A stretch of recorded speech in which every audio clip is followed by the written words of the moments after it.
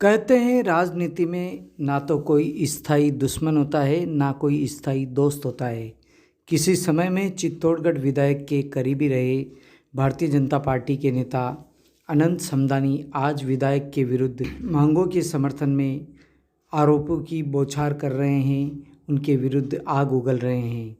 Social media पर आए उनके वीडियो शहर सहित प्रदेश भर में चर्चा का विषय बने हुए हैं। हालांकि प्रताप न्यूज इन वीडियो की पुष्टि नहीं करता है, पर एक के बाद एक अनंत समदानी द्वारा जारी किए गए वीडियो चित्तौड़गढ़ विधानसभा की राजनीति में भूचाल लाए हुए हैं।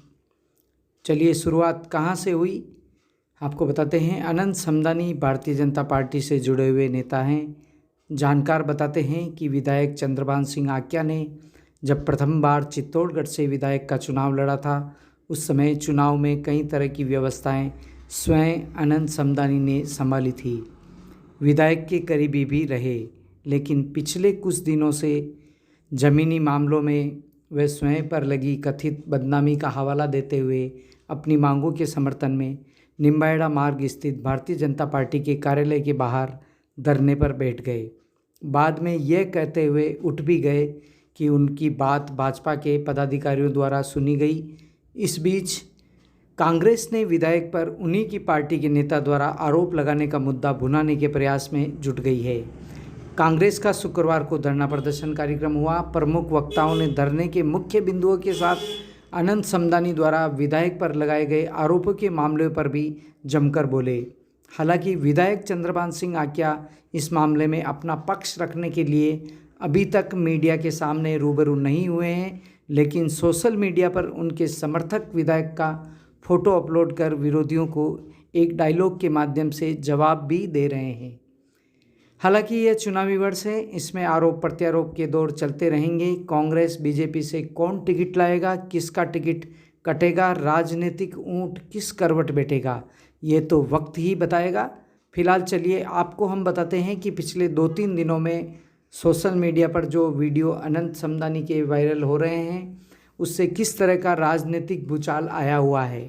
सहकारी समिति सदस्य हूँ और नंदवाई बेगू विधानसभा में नंदवाई मंडल का प्रभारी हूँ।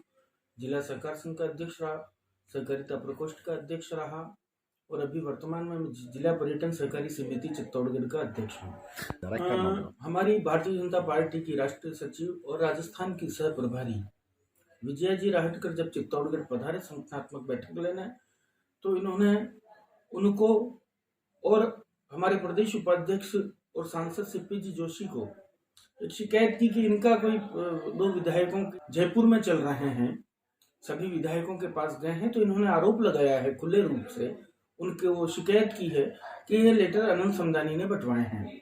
तो मेरा ये कहना है कि यह आरोप सिद्ध कर दें कि यह लेटर अनंत समदानी ने बंटवाए हैं, तो मैं चित्तौड़गढ़ छोड़ दूंगा, अन्यथा ये सार्वजनिक रूप से माफी मांगे।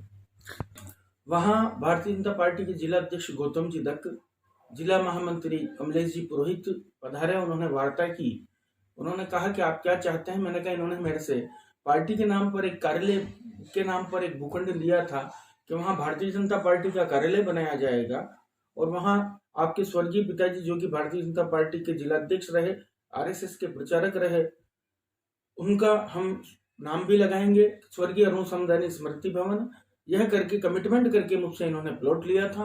वो लगभग 3 करोड़ बाजार मूल्य का प्लॉट है और इन्होंने इनके निजी स्वार्थों के लिए नगर महामंत्री अनिल ईनानी के साथ मिलकर उस प्लॉट को इन्होंने बेच दिया।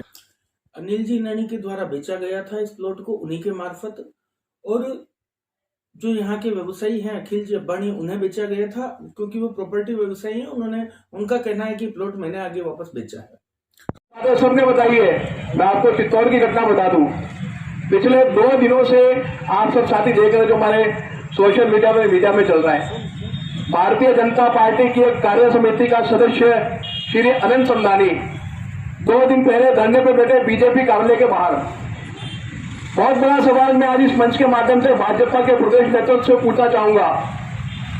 रिश्वत में भूखंड, मुद्दा यह है कि वो रिश्वत में भूखंड किसने लिया, आज तक ये स्पष्ट नहीं हो पा रहा है। श्री अनंत समदानी जो कि भाजपा कार्य समिति के सदस्य हैं, सहकार प्रकोष्ठ के जिलाध्यक्ष रह चुके हैं, जिनके पिताजी बीजेपी के जिलाध्यक्ष और आरएसएस से जुड़े हुए बहुत बड़े व्यक्तित्व थे, उनका आरोप है। और उन्होंने खुलेआम आरोप लगाया कि मैंने भारतीय जनता पार्टी के राज में, भारतीय जनता पार्टी के बोर्ड में मैंने कॉलोनी काटी थी। उस कॉलोनी के पट्टे लेने की एवज में, साथियों उस वीडियो की भाषा पर ध्यान देने की जरूरत है, उस कॉलोनी के पट्टे लेने की एवज में, यानी भ्रष्टाचार के रूप में एक भूखंड मैंने दिया। उन्होंने ये बात बोली कि मेरे से भाजपा विधायक चंद्रमान सिंह जी ने कॉलोनी के पट्टे देने की एवज में एक भूखंड लिया और वो भूखंड भारतीय जनता पार्टी के कार्यालय के लिए लिया गया और बाद में चंद्रमान सिंह जी ने उस भूखंड को स्वयं बेच दिया और खुद उन्होंने पैसे रख लिए। सवाल भूखंड का नहीं है साथियों, सवाल बहुत बड़ा यह है कि भारतीय जनता पार्टी ने अपने विधायक को खुलेआम भ्रष्टाचार की छूट दे रखी थी। क्या उन्होंने विधायक को कह रखा था कि आप पार्टी कार्यालय के लिए भूखंड लो? ये स्पष्ट होना चाहिए। आज तक भाजपा के प्रदेश अध्यक्ष ने, जिलाध्यक्ष ने कोई स्टेटमेंट नहीं दिया। जिलाध्यक्ष कहना कि पार्टी के अंदर की बात है, ये पार्टी के अंदर की बात नहीं है, ये खुला भ्रष्टाचार का खेल है जो आपके विधायक ने आपकी पार्टी के बड़े नेताओं के इशारे पर किया है। तो क्या वो प्लॉट भारतीय जनता पार्टी को मिला रिश्वत में या वो प्लॉट रिश्वत में विधायक खा गए? ये बात स्पष्ट होनी चाहिए और ये बात आप भी सभी साथी जनता के बीच पहुंचाओ। जनता इनको पूछे कि आप तो बहुत बड़ी बड़ी बातें करते हैं, हमारे विधायक को बहुत शौक है, वो विधानसभा में क्वेश्चन उठाएगा कि साहब नगर परिषद ने कितने कुत्ते पकड़े। अरे भाई, नगर परिषद अपना काम बिल्कुल ठीक कर रही है, पहले आप स्पष्ट करो कि वो करोड़ रुपए का प्लॉट किसका था, किसके खाते का था और उसका जो 2 नंबर का पैसा आपके पास आया है, क्या वो भ्रष्टाचार का पैसा था और उसकी ईडी इनकम टैक्स जांच करेंगे या नहीं करेंगे? साथियों, से अपने परिवार की सुरक्षा के लिए एसपी साहब के पास जाना पड़ेगा और मैं जाकर के कहूंगा कि मेरे छोटे बच्चे बच्ची हैं, मेरी पत्नी है, मेरा घर एकांत में है। अब ये अगर पीड़ा वो वीडियो के माध्यम से अगर बोल देते हैं तो इससे शर्मनाक किसके लिए और क्या हो सकती है बताऊंगा। मैं आप सबके माध्यम से ये विश्वास दिला सकता हूं कि भाई जो भी अपने वीडियो में सुना है, चित्तौड़ के हर नागरिक की सुरक्षा की जिम्मेदारी राजस्थान की पुलिस प्रशासन की, चित्तौड़ की पुलिस प्रशासन की है। इसलिए कोई भी बिल्कुल निडरता से रहे, डरे नहीं, किसी के मन में भय नहीं होना चाहिए, हर व्यक्ति को सुरक्षा प्रदान करेगी। अभी तो राजसमंद वाला आपने सुन ही लिया होगा किस तरह की चर्चाएं चल रही। बताओ ये हमारे लिए शर्म की बात है कि नहीं कि कैसा आदमी बैठा है विधानसभा में जो रोज डांट खाता वो कैसा, बताओ किस तरह से मंडपिया के अंदर एक उसमें एफआईआर उसने परिवाद दी है, मेरे पास है वो परिवाद, उसकी लिखी हुई और इनकी भी लिखी हुई, उनकी भी लिखी हुई, दोनों की मेरे पास में है। ऐसा बताओ आप आदमी, हमारे चित्तौड़ विधानसभा का दुर्भाग्य है कि ऐसा अब तो ये कई चीजें जो आप और हम नहीं जानते धीरे धीरे बाहर आ रही है और कहीं आएगी, क्योंकि जिस तरह से एक भय का वातावरण पैदा किया ना, वो भय का वातावरण खत्म हो चुका। गांव गांव के अंदर पूरा जिस तरह से मोदी जी का ग्राफ डाउन हो रहा है, उनकी नीतियों की वजह से हो रहा है, इनकी नीतियों से इनके भारतीय जनता पार्टी का ग्राफ डाउन हो रहा है और इसी तरह का ग्राफ डाउन हमारे इस वर्तमान विधायक का हो रहा है।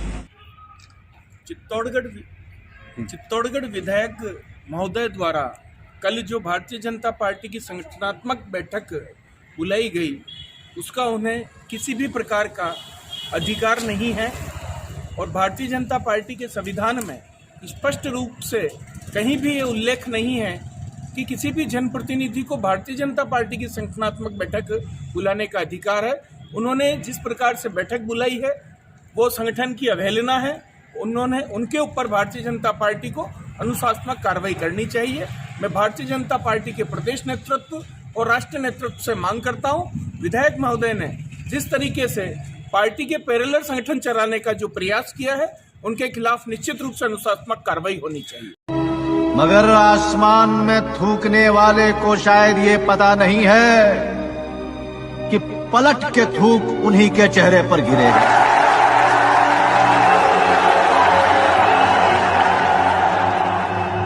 करारा जवाब मिलेगा।